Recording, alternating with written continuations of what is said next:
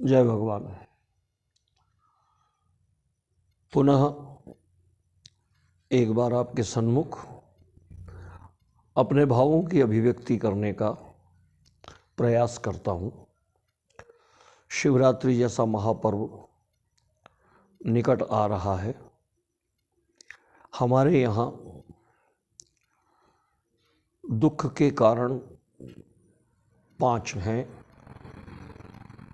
और सुख के कारण भी 5 हैं और मोक्ष के दाता भी 5 हैं।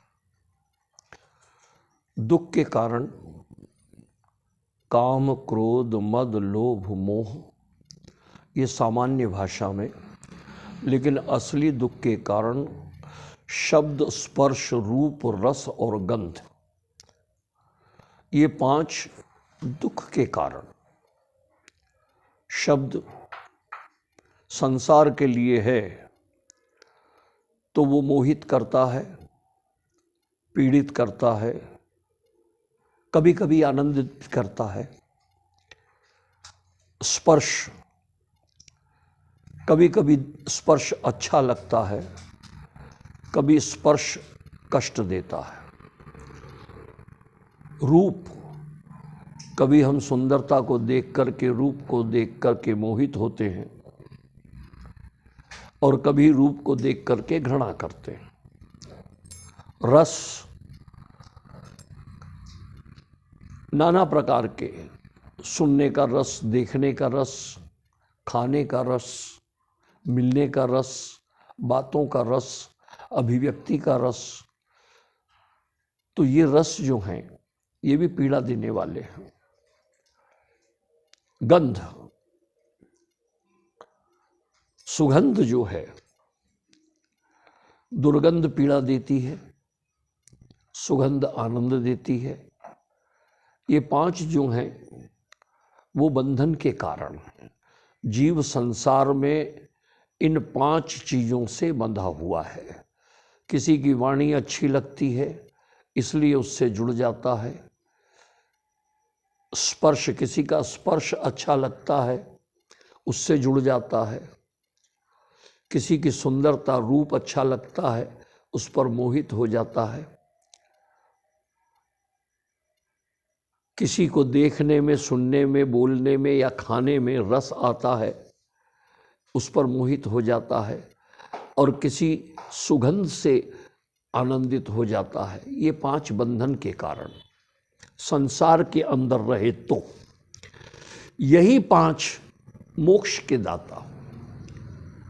शब्द, जो संसार के लिए शब्द वापरा वो बंधन का कारण, लेकिन जो शब्द परमात्मा के लिए वापरा, जो शब्दों से परमात्मा की स्तुति की, वंदना की, स्मरण किया, चिंतन किया, ध्यान किया, वो शब्द मुक्ति का रास्ता है।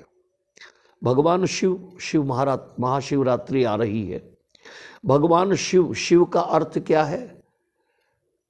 शिव नाम का अर्थ क्या है? तो बोले शिव का अर्थ है कल्याण। जो कल्याण करता है उसका नाम है शिव। अब शिव कल्याण करते हैं।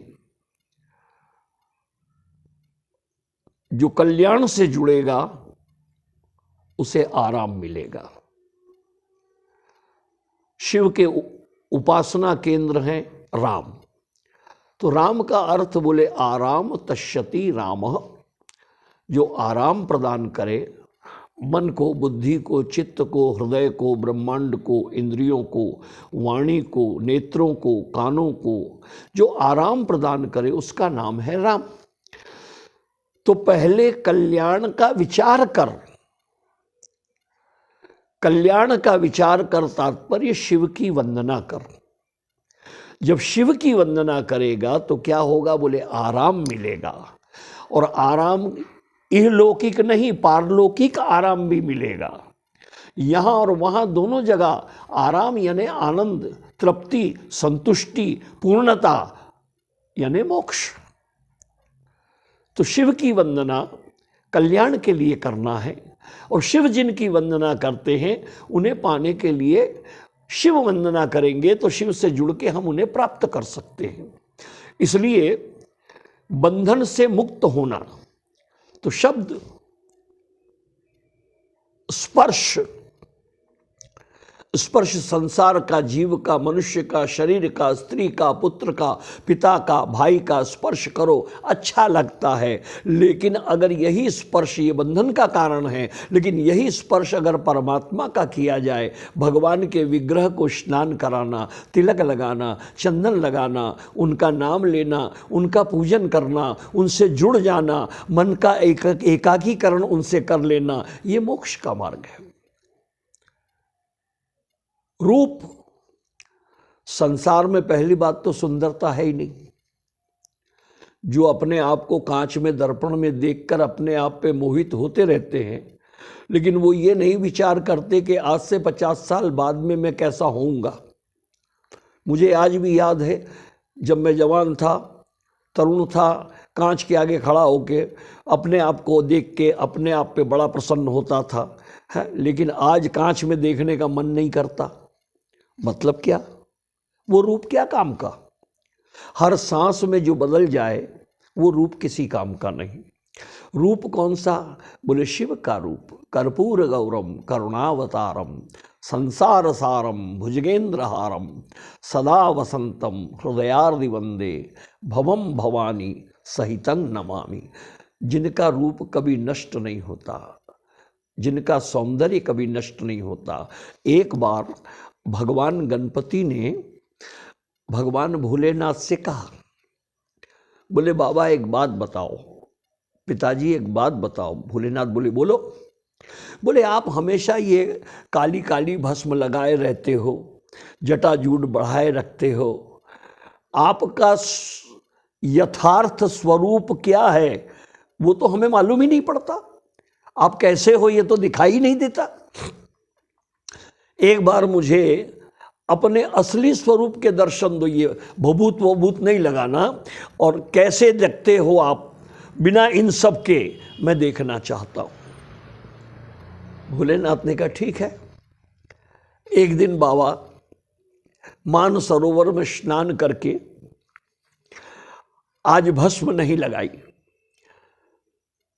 केश खोल दिए, त्रिशूल लेकर के स्नान करके जब भगवान गणपति के सामने आए तो गणपति अपलक, पलक झपकाए बिना भगवान भोलेनाथ के दर्शन करते रह गए।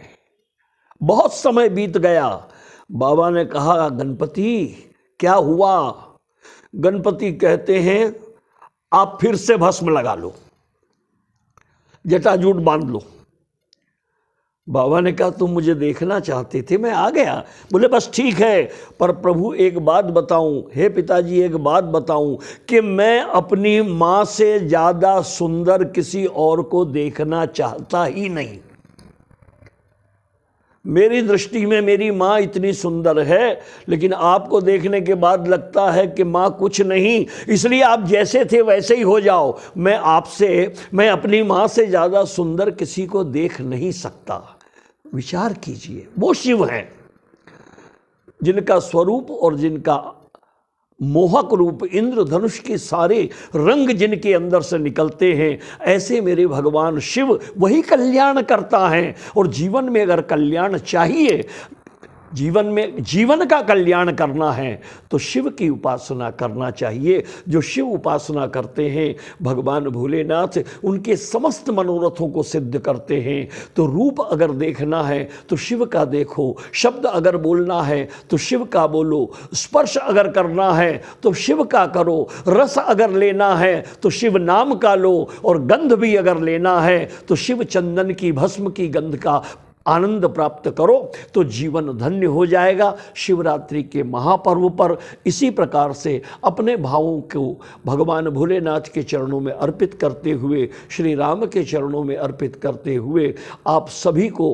आशीर्वाद प्रदान करते हुए और अपने भावों की अभिव्यक्ति, जितने शिष्य हैं सभी का, मतलब जो अन्य हैं उनकी बात नहीं, लेकिन मेरे जितने शिष्य हैं उन सभी को आशीर्वाद स्वरूप महाशिवरात्रि के पावन पर्व की अग्रिम हार्दिक शुभकामनाएं देते हुए आप भगवान शिव का ज़्यादा से ज़्यादा वंदन पूजन करें। हो सके तो 4 प्रहर रात्रि की पूजा करें और बाबा को प्रसन्न करें। भगवान आप पर द्रवित हों, आपका जीवन का लक्ष्य यथार्थ में बना रहे और आपका अंत तो गत्वा लक्ष्य जो है वो भी भगवान पूर्ण करें। इसी भावना के इन्हीं शब्दों के साथ में जय भगवान।